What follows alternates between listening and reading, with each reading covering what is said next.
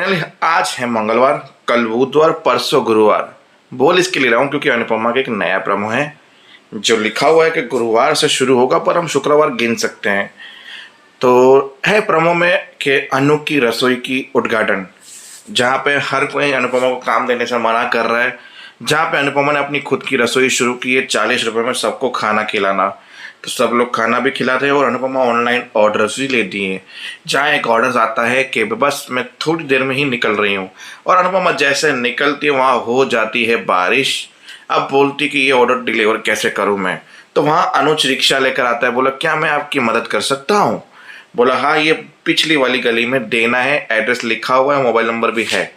तो अनुज वहां पहुंचता है, घंटी बजाता है और उससे पार्सल देता है। और वो पार्सल कहीं और नहीं बल्कि जाता है उस चुड़ैल के घर पे जिसके पास आद्या है। और जैसे ही आद्या वो खाती है, उससे एहसास होता है कि ये तो मेरी मम्मी के हाथ का है। मम्मा, वहां पर बोलती आद्या, और जैसे ही आद्या मम्मा बोलती तो बाहर रिक्शा में बैठा हुआ अनुज को भी उसकी आवाज सुनाई देती है।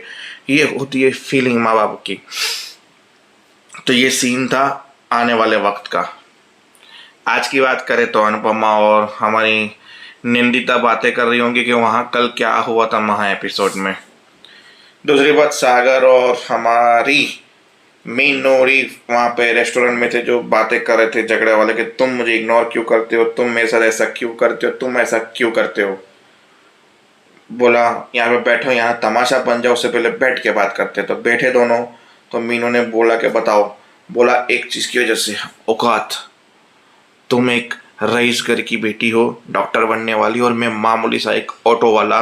ना मेरा घर का ठिकाना है, ना मेरे माँ बाप है इस दुनिया में, ना मेरा परिवार है कोई। तो ये बात है, ये औकात है मेरी, इसके लिए वो औकात मैच नहीं होगी। फिर बोला आई लाइक यू।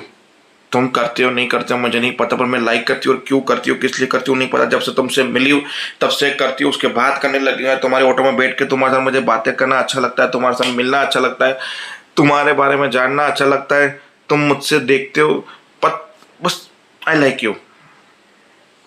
फिर वहां रक्षाबंधन की तैयारी हो रही थी शाह हाउस में, जहाँ बोला एक सेकंड मीनू कहाँ है। किंजल भाभी आपको पता होगा, बाकी ने बोला। बोला मुझे नहीं पता। पता नहीं है कि बताना नहीं चाहते हो। फिर वनराज ने अपना मोबाइल चेक किया तो लास्ट ट्रांजेक्शन एक कैफे में हुआ था। तो बोला इसका मतलब मीनू वही होगी। बोला तुझसे तो तोशु बोला था एक काम तो होगा नहीं। फिर तोशु और वनराज कैफे में पहुंचे, कैफे में जा रहे थे, और मीनू 2 कॉफी लेके वनराज से टकरा गई। बोला तुम यहाँ। बोला मामू आप यहाँ। बोला मैं मेरी एक फ्रेंड से मिलने आने वाली थी और उससे मेरी दोस्ती हुई है, नई नई दोस्त बनी आई, तो मैंने उसके लिए कॉफ़ी ऑर्डर की और अचानक उसका प्लान कैंसिल हो गया, इसलिए मेरे हाथ में 2 कॉफ़ी है। मैं ये 2 कॉफ़ी लेकर घर ही आ रही थी। बोला चलो घर पे राखी भी सब इंतज़ार कर रहे हैं। फिर वहाँ सागर ने बोला अच्छा हुआ मैंने देख लिया आते हुए, तो हम लोग हट गए यहाँ से। फिर घर पहुंची, राखी बांधी। मीनू की थोड़ी टेंशन लग रही थी।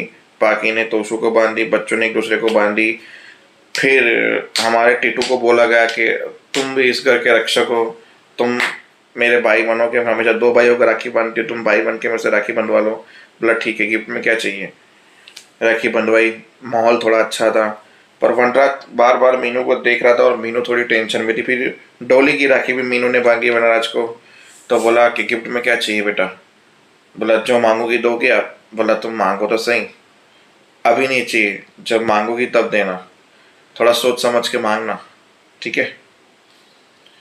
और वही एग्जुबिस्तान अनुपमा, हमारे घर की खुशियाँ, बाबूजी मेरे साथ हर त्योहार पे साथ पे होते हैं, रक्षाबंधन बाबूजी मेरे साथ नहीं है, और वहाँ पता नहीं आशा भवन में चल रही होंगी खुशियाँ, और हम यहाँ पे दुखी हैं बाबूजी के बिना। तो वही आशा भवन में चलते जाए। राखी चल रही थी, बाला अन्ना टेंशन में थे कि ये इंदिरा मुझे राखी बांधेगी, और वो भागने की कोशिश कर रहे थे। फिर अनुपमा समझ गई सॉरी बाला, तो पर नहीं बांधेगी इंदिरा जी आपको राखी।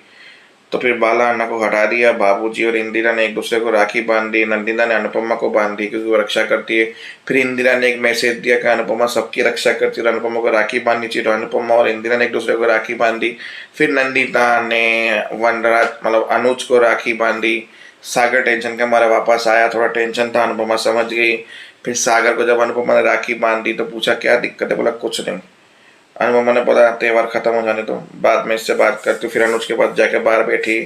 अनुज बातें कर रहा था, ये भी त्यौहार मैंने मेरी बेटी के बिना निभाया, पता नहीं और कितने त्यौहार मुझे मेरी बेटी के बिना निभाने होंगे। हम इसी शहर में मेरी बेटी है और हम उसे ढूंढ नहीं पा रहे हैं।